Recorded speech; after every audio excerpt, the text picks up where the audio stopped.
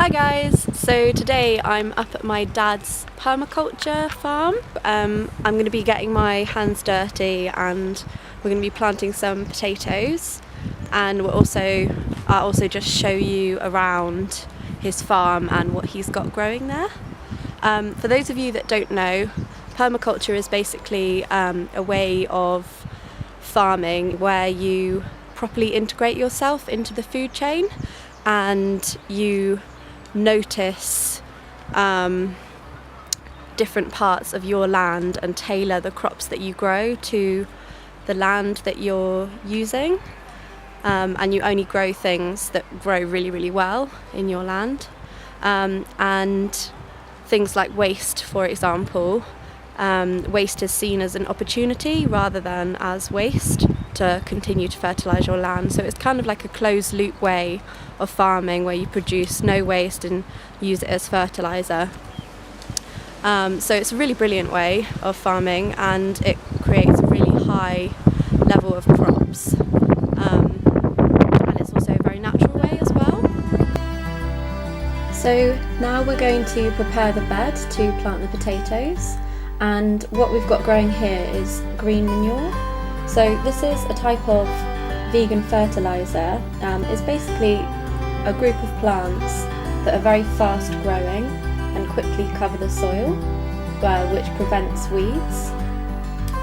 Normally they're legumes, which mean that they fix nitrogen in the soil, and that draws up nutrients as well as aerating the soil with their roots. So what you do when you're ready to plant in the bed is you cut back all of the green manure and you then dig it into the soil. When you do that, all of the nitrogen that these plants have fixed will be dug into the soil and they will fertilise the soil, and they will rot down, and all of the nutrients inside the plant will also fertilise the soil.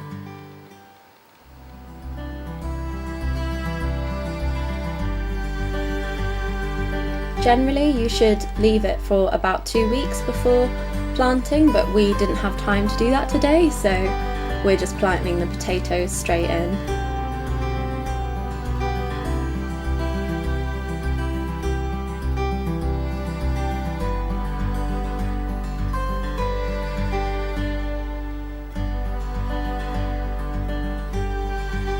The roots of the green manure also help to prevent soil erosion, which is really beneficial in these kind of small farms because you want to keep the soil structure really good.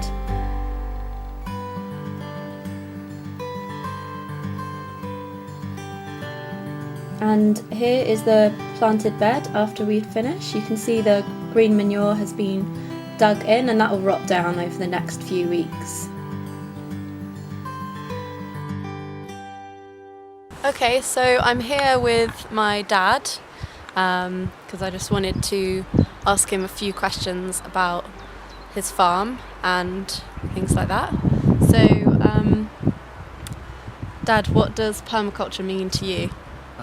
Permaculture comes from the phrase permanent agriculture, and it has some guiding principles, and I like it because it doesn't really have rules as such. I did my permaculture design course about 7 years ago, but up until then I was always interested in permaculture type stuff. Doing the course consolidated the experience I had up to that point and also gave me a better understanding of the guiding principles. What would you say for people that are interested in permaculture and interested in growing their own food and becoming self-sufficient? What would you say is a good kind of crop to start with, or a good thing to, what's the best way to start off? Well, don't get put off if things don't go well. Just keep an open mind and keep experimenting.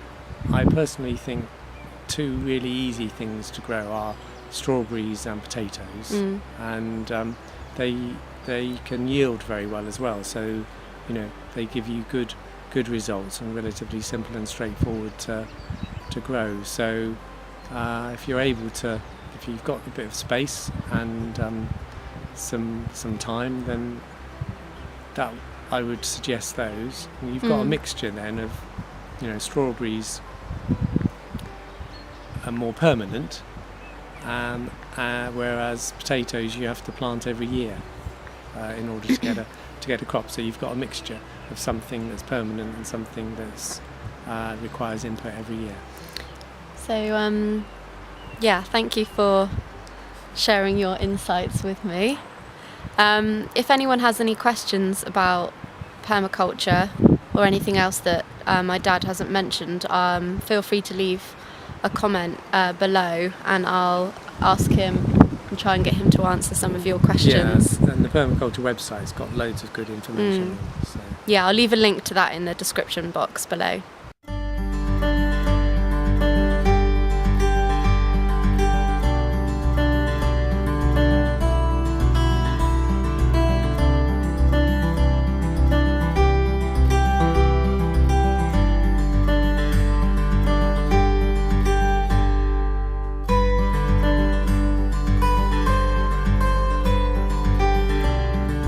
So now we're going to be planting some rhubarb, and the fertilizer that we're going to use for this is biochar. So biochar is basically a charcoal which works really, really well as a fertilizer.